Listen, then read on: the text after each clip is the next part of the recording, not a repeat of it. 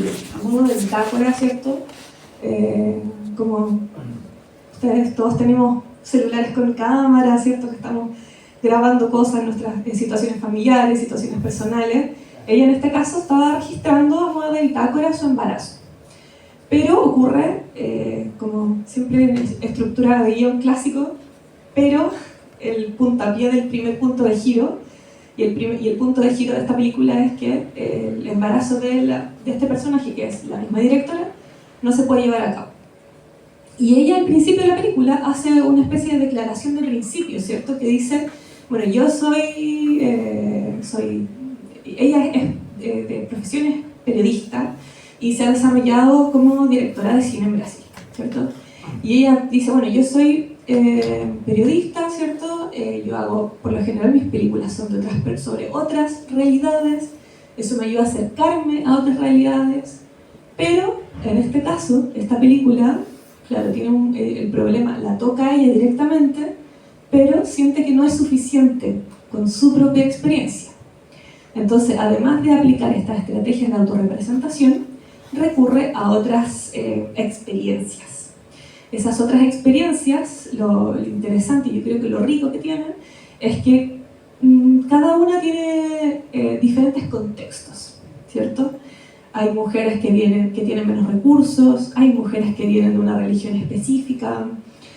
Elisa en particular viene, no sé, del mundo del cine, por lo tanto está siempre grabándose porque es algo que desde el cine siempre estamos haciendo. Estamos como, la cámara es una especie de artefacto que está siempre de forma muy orgánica con nosotros, por lo menos a mí me pasa también. Entonces, tomar estos diferentes contextos le permite a ella, y yo creo que también legitima en ella ese discurso que presenta sobre la imposibilidad, digamos, de llevar a cabo un proceso de embarazo y además la dificultad frente a la cual se enfrentan muchísimas mujeres al momento de necesitar llevar a cabo un aborto.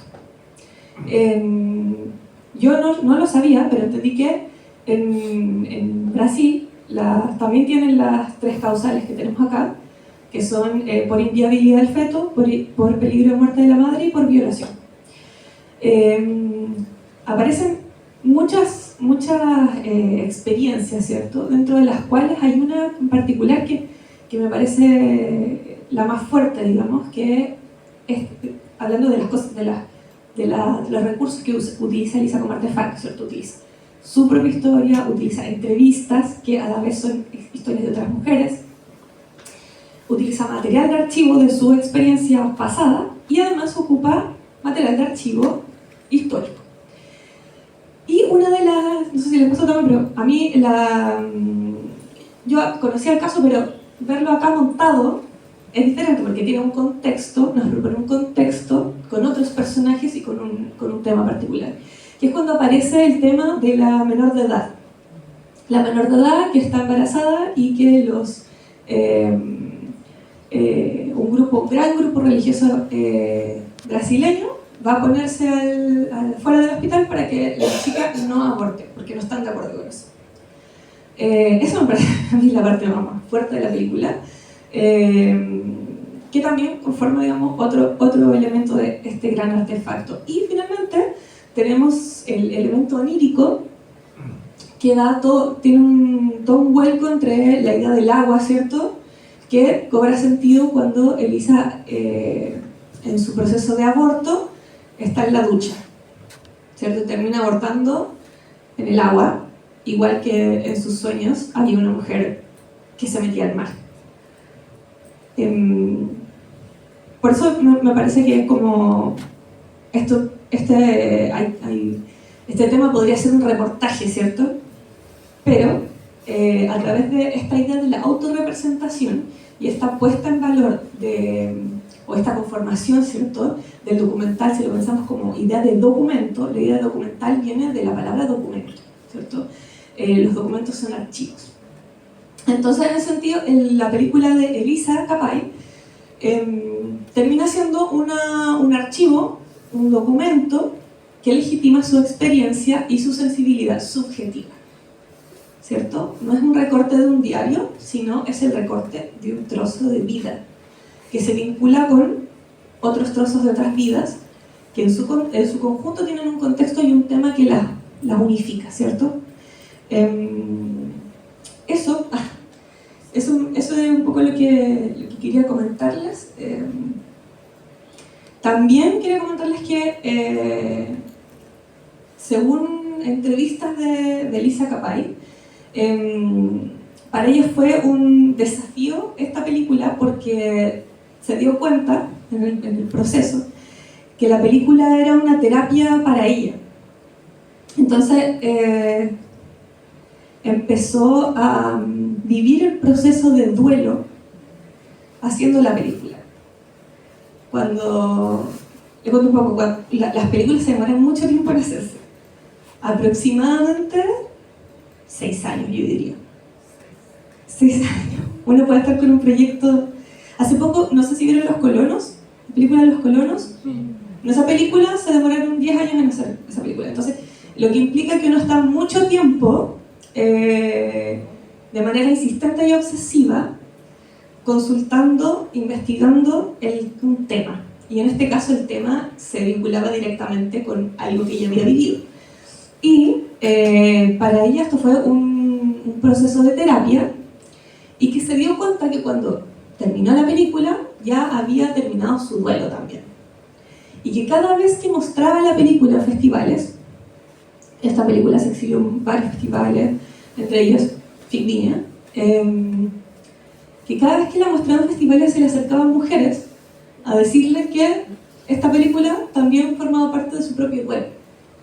Entonces, esta experiencia personal de la directora, que nos regala de alguna forma, que la pone en valor, ¿cierto?, junto con las de otras mujeres, termina siendo una terapia no solo para ella, sino también para las personas que ven la película, es decir, para el público.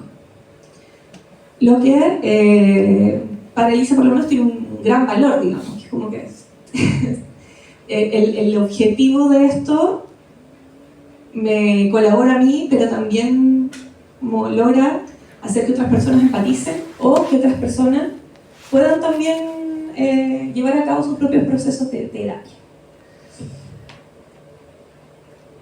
Con esto no estoy diciendo que si uno hace películas siempre es terapéutico. A veces es un deporte extremo también. Pero sí, en este caso, en este tipo de temáticas y en este tipo de formatos de autorrepresentación, los y las realizadoras tienden a vivir procesos que son profundamente personales y que en algún punto les ayuda, digamos, a poner en valor estos procesos, pero también a decantar, ¿cierto? Como que encuentra su rumbo, el tema que les aqueja. Acá en Chile hay ejemplos como El edificio de los chilenos, por ejemplo, de Macarena Aguiló, que es una película que toma la experiencia de Macarena Aguiló, que estuvo viviendo en Cuba en el exilio, en una casa con otros niños, y ella hace una película sobre ese edificio donde había con otros niños. Entonces también toma una experiencia personal, pero también la vincula con otras experiencias. Eso, no sé si... Perdón, ¿quieren? vamos a retirar porque yo le pido nada. Está bien, no se preocupen. Igual pueden volver si quieren, pero si se retiran definitivamente, muchas gracias por venir. Por allá... Sí, por la cuestión del... a mí me parece que hay dos extremos en esta película sobre el formato, que en la parte onírica, eso, los pedazos de sueño onírico, esos son ficciones, ¿no? Entonces son ficciones dentro de un documentario que es racional, documental, ¿no? Y tiene estas partes que son ficciones. Esa es una parte. Y lo otro sería que la parte documental es más que documental, es como si fuera... Porque lo que está documentando son emociones, ¿no? Son momentos de la vida personal de ella cuando están ocurriendo las cosas. Como tú decías, porque ella es una realizadora, usa la cámara de una forma orgánica. Entonces realmente son momentos en la vida donde ella realmente se está despidiendo de su... Entonces eso es más que documental, es como si fuera un hiperdocumental, vamos a decir, digámoslo de alguna forma, ¿no? Excede. ¿Ah? Excede. Sí, porque es una cosa que no se ve, pero que está ahí, es como una comparación como el tiro que llevó Trump, ¿no? Algo es que es como una cosa bien pornográfica, ¿no? Porque es más que una cosa banal, ¿no? Sí, yo creo que hay o sea, si pensamos en la idea de documental, las personas del cine siempre nos preguntamos como cuáles son los límites entre el documental y lo que sería un no documental, que sería una ficción, ¿cierto? Al final, todo es puesta en escena. Lo que ocurre con el documental, o lo que conocemos nosotros como documental, es que cuando lo vemos, inmediatamente nos posicionamos en una realidad y que estamos viendo esa realidad y que eso ocurrió, ¿cierto? Entonces, yo creo que además por el tema, y hay una cosa interesante que ella está, claro, como tú bien dices, está documentando emociones. Y yo pienso que ella está documentando acciones. Y lo que ocurre es que el montaje es el que le da las emociones, ¿cierto? Si bien, claro, estamos viendo, por ejemplo, cuando está en la ducha, hay algo profundamente intenso, fuerte, pero que no se demostraría de la misma forma si es que tuviese otro tiro de cámara, si es que tuviese otros cortes, porque es como que la acción se toma el tiempo por sí misma de desarrollarse. Entonces, cuando nosotros estamos viendo algo que está desarrollándose, así como sin ningún otro estímulo más que la misma acción, tenemos un vínculo con esa acción que es como de lentitud, o de estar súper expectante, ¿cierto? Y eso son estrategias de montaje, estrategias de lenguaje que nos llevan a empatizar y a llegar a esas emociones que estoy segura que esas eran como las que quería lograr la directora. Por ella. Sí. Mira, yo soy una mujer vieja, abuela, yo parí 4 hijos. Me emocionó mucho esta película. Al principio me decían, no me documenté de qué se trataba, ni sabía lo que venía, pero sabía. Me gustaron mucho los documentales. Pero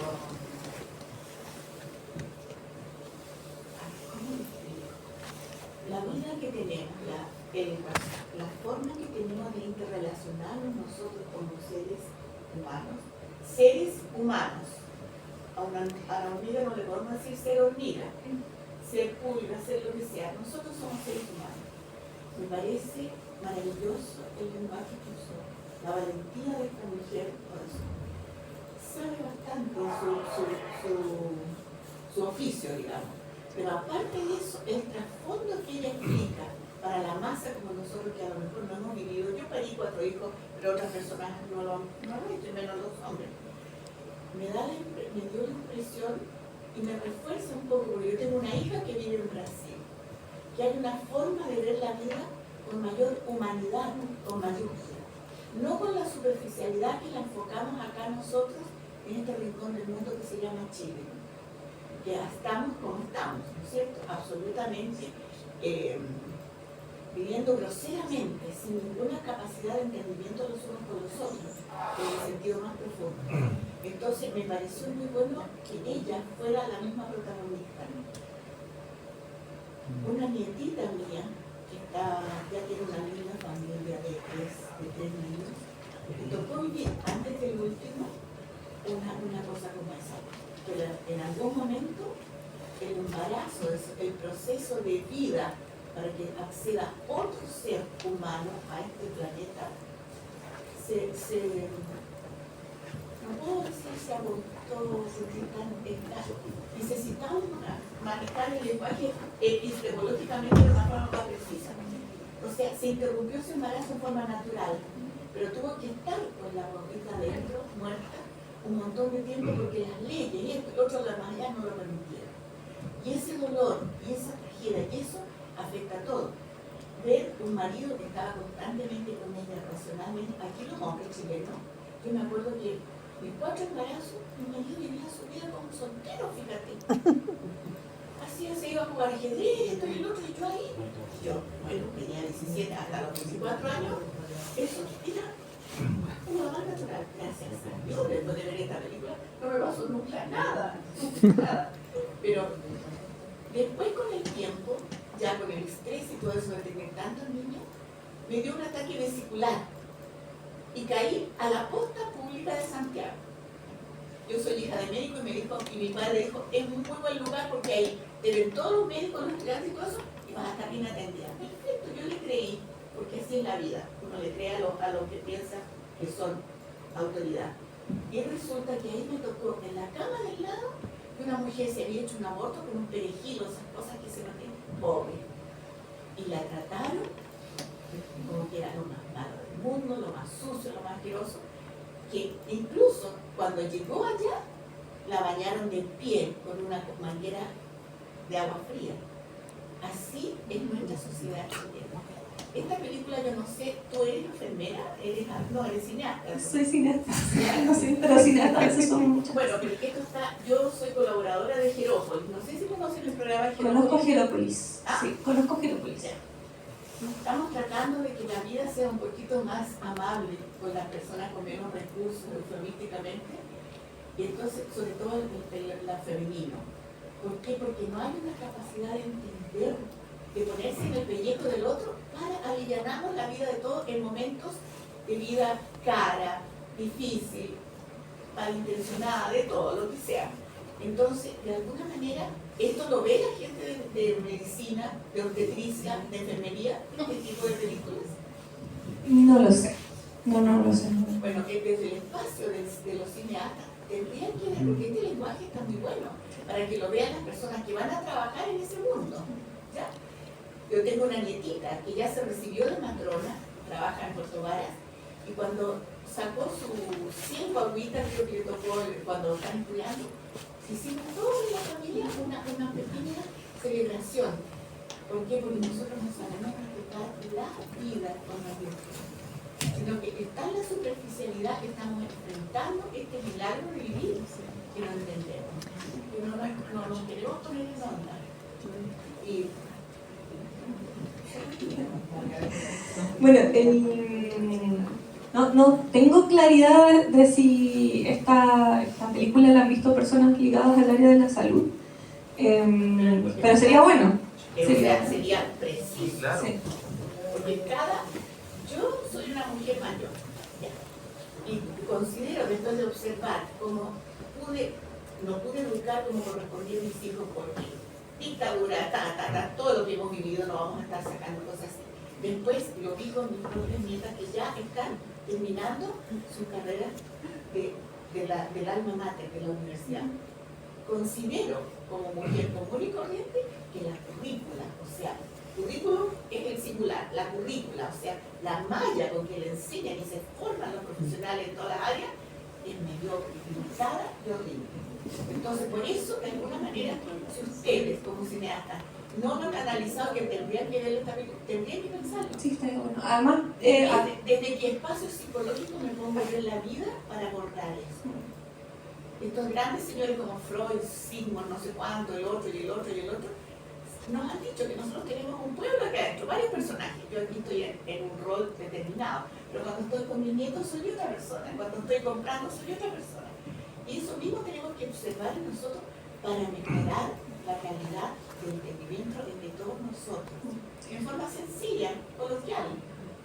Sí, bueno, acá en Chile yo creo que el principal problema para la ley de aborto, bueno, principal porque hay muchos, digamos, de partida que es una ley muy restrictiva, pero es la objeción de conciencia, que es un gran problema porque eso implica que a pesar de tener alguna de esas condiciones como que te hayan violado, que puedas morir o que tu feto ya no tenga más vida, el médico o la médica que te reciban te pueden decir que ellos no están de acuerdo con hacer un aborto y por lo tanto no lo van a hacer. Lo que quiere decir que las instituciones no están obligadas a hacer abortos a pesar de que quepan dentro de las 3 causales permitidas dentro de la ley de aborto. Pero eso ya es lo frío, racional arrogancia ridícula que tienen los médicos. Yo soy hija de médico, ¿ya? Mi padre era urólogo y era un gran, tenía unas manos y hacía su diagnóstico, ya se murió, qué rato, hacía su diagnóstico por foto. Oye, dile a fulano de tal que vaya a hacer esto y el otro porque tiene tal cosa. Todos nos miraban, perfecto. Ahora no, si tú no pasas por 10.000 exámenes que son dinero, te puedes morir. Bueno, ¿qué pasa? Que sencillamente tenemos que dejarnos de esa superficialidad científica. Hierópolis está tratando un programa que viene de las Naciones Unidas, que también es un engendro, a través de la OMS, la Organización Mundial de la Salud, para que ya no le digamos más al médico señor doctor, que se humanice el tipo, la tipa, lo que sea, cercano. La relación médico-paciente tiene que ser enfocada desde un punto de vista mucho más humanista que el que estamos viendo hasta ahora, que solamente ya no somos pacientes, somos clientes. Claro. Bueno, hay otros sistemas de salud donde tú tienes un médico de cabecera y ese médico te va derivando, pero ese médico sabe tu historial médico completo, digamos, por lo tanto es como que acá ir al médico es como ir al supermercado, como va donde un especialista que no es pobre señor médico ni nada, sino que es la cultura que tenemos del fast, todo lo rápido, todo lo desechable, el descarte. Los mismos viejos son descartados.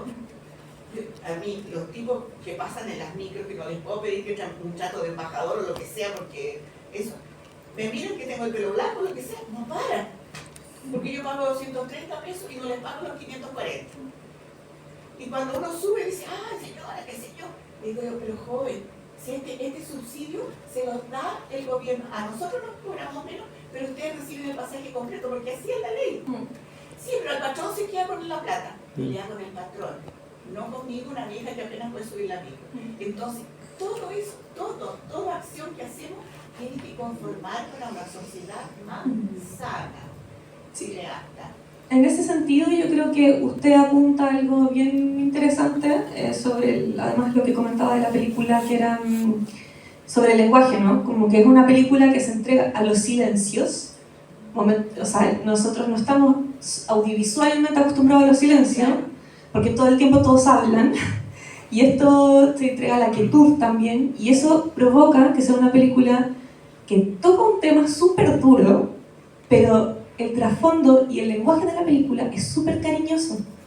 Es muy cariñoso. Pero ya había un comentario, no sé. Sí, yo vi este documental el año pasado, pero llegué en la mitad porque venía de otras funciones. A veces pasa eso con los horarios del festival. Y me acuerdo que estaba la directora. Y algo que a mí me surgió... La directora protagonista. Sí.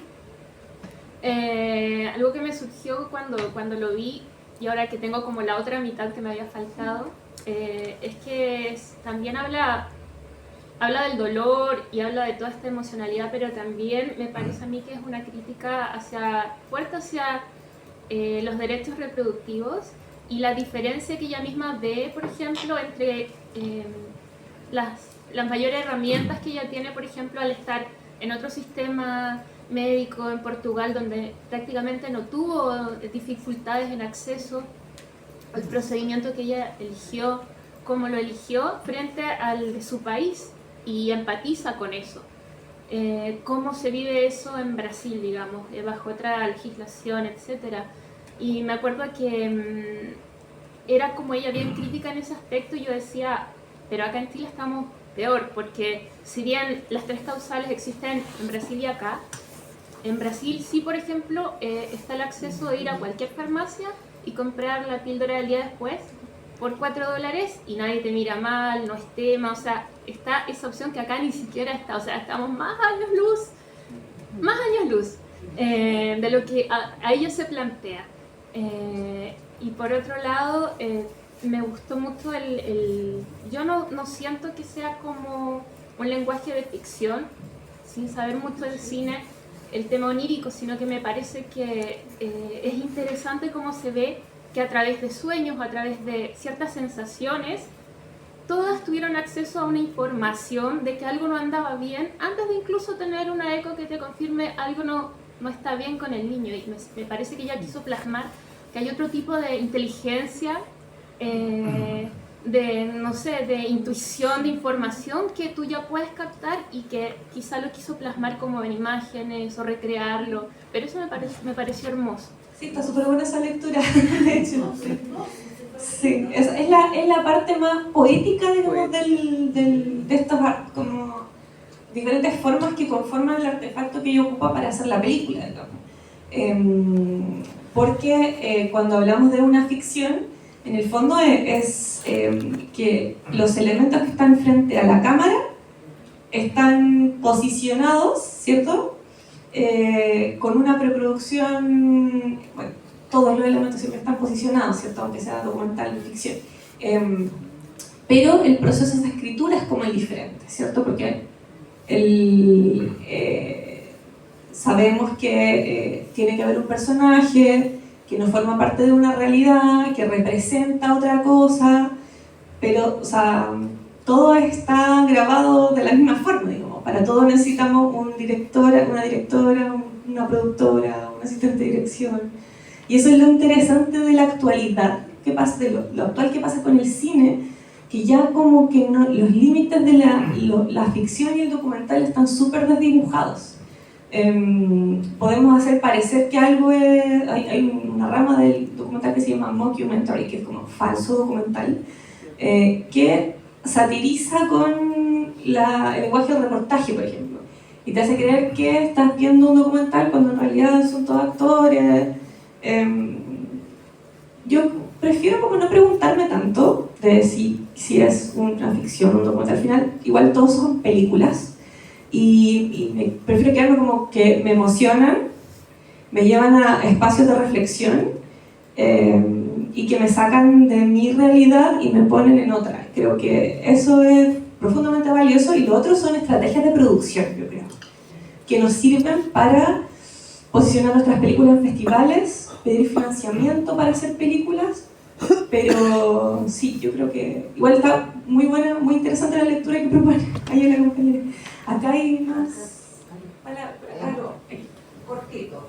Mira, yo rescato de este documental. Yo de películas no sé nada, pero rescato el ser mujer, el querer ser mamá, el querer dar vida. Porque es todo un proyecto. O sea, si tú te preparas para ser mamá, que piensas, que haces, que juntas, que no sé qué, comenta, y el cuento no te resulta en la mitad del camino. Todas las mujeres, con dinero, sin dinero, sienten dolor. Y el inconsciente te juega una mala jugada y te queda para siempre como un duelo. Que después quieren embarazar de nuevo, y otro cuento. Pero ese hijo siempre va a vivir en la mentalidad de su mamá. A veces no con su papá, pero si es la madre, tú tienes que contar ese hijo que pasa a tu ancestro de todas maneras. Es tu hijo número no sé cuántito, pero existió. Y el inconsciente es más fuerte que el consciente. Siempre. Yo soy matrona y lo he vivido, y lo he hecho, y lo he visto, pero montones de veces. Que te nazca un niño anencéfalo es bien común, o es bien común. Y te pueden hacer de diferentes formas. O sea, el dolor, ese dolor que es mucho tipo de dolor. No es el dolor que te corten el dedo, la cara o una cirugía. Es un dolor que se siente por dentro. Ahí uno puede sentir algo y es re difícil que alguien te pueda comentar y juzgar al otro si no lo ha vivido. Eso es lo que rescato. no es mía. Pero lo que tú Igual, no sí, además lo dicen ahí que en el fondo hay un rol de la mujer que está construido en base a ser madre, y es un rol cultural, o sea, una construcción cultural que es milenaria. Entonces, no lograr eso, sea deseado o no deseado, además que sabemos que cuando las mujeres quedan embarazadas hay procesos hormonales y biológicos que te hacen como querer proteger a tu guagua, pues, muchas veces, digamos. Pero sí, o sea, lo dice la película también, y creo que es fundamental, digamos, que y de ahí viene ese dolor, que es como hay algo que se supone que nací para esto y no puedo hacerlo, o no soy capaz de hacerlo. Entonces, eso, me imagino que genera, o sea, yo no soy madre, pero me imagino que genera ciertas contradicciones muy importantes y traumáticas en los devenires de estas personas. ¿Aquí? Me dicen que acá. Ya. Yo, Sí. me parece muy interesante el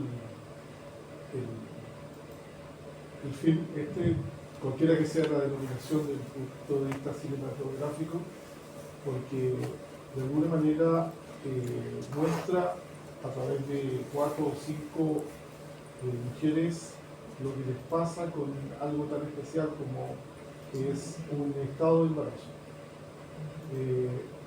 Yo trabajé varios años en distintos servicios de salud y me tocó participar en alguna manera de instancias de discusión sobre el proyecto de ley de interrupción del embarazo por 3 causas. Quizás una de las cosas interesantes es cómo muestra la diversidad, no solamente entre 2 países con un mismo idioma, con algunos códigos culturales similares, y también me llama la atención cómo nosotros a través de repente de una hora y media creemos que ya somos capaces de dictaminar qué cosa es lo bueno para todos, cuando quizás eso sea solo bueno para un grupo de personas con algún tipo de valores. Afortunadamente somos muy diversos, porque si no sería muy fome si todos tuviéramos una sola forma de pensamiento, una sola ideología, una sola forma de ver la vida, o una sola forma de creer que se puede interrumpir o proteger un tipo de vida determinado.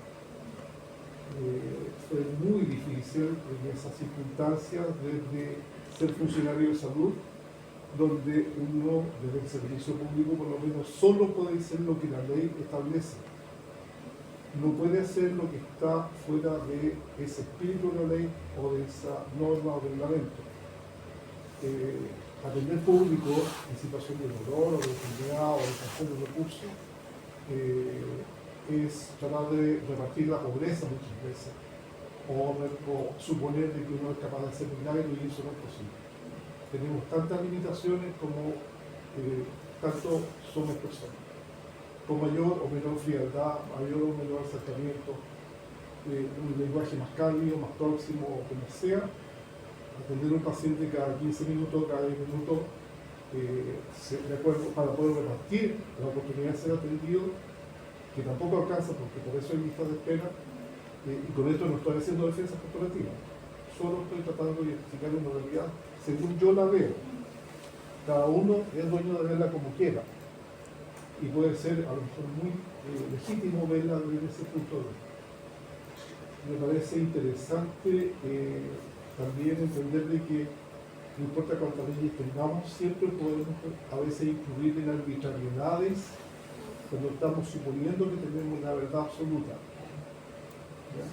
Desde la experiencia que podamos tener como adultos mayores o desde una opinión recién en formación como puede ser la de gente joven.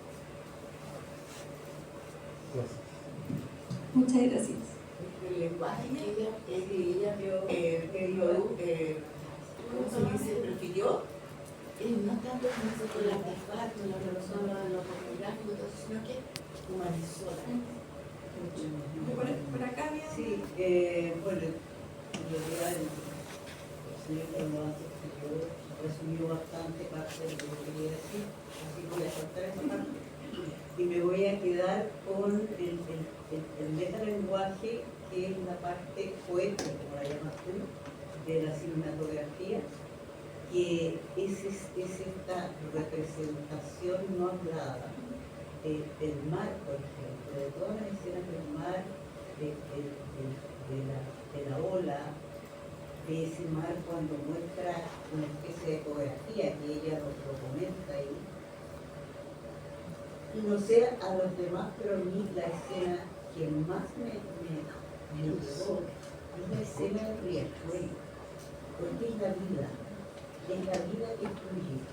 Entonces, escenas como esas que hacen, que le quitan un poco la brutalidad que hay detrás de esto, de las leyes, que bueno, todavía falta mucho por hacer respecto de las leyes, el someter a una mujer que no quiere, porque es difícil que quiera que su guagua nazca, aunque sea inviable, pero a la mujer que no quiere, porque sabe que su guagua no va a vivir, y que se la someta a esta brutalidad de que mantenga su bebé hasta que nazca, o en la escena de esta mujer que 6 días sufriendo porque la guagua ya está muerta, no puede, no están los estímulos hormonales como para que se produzca el aborto.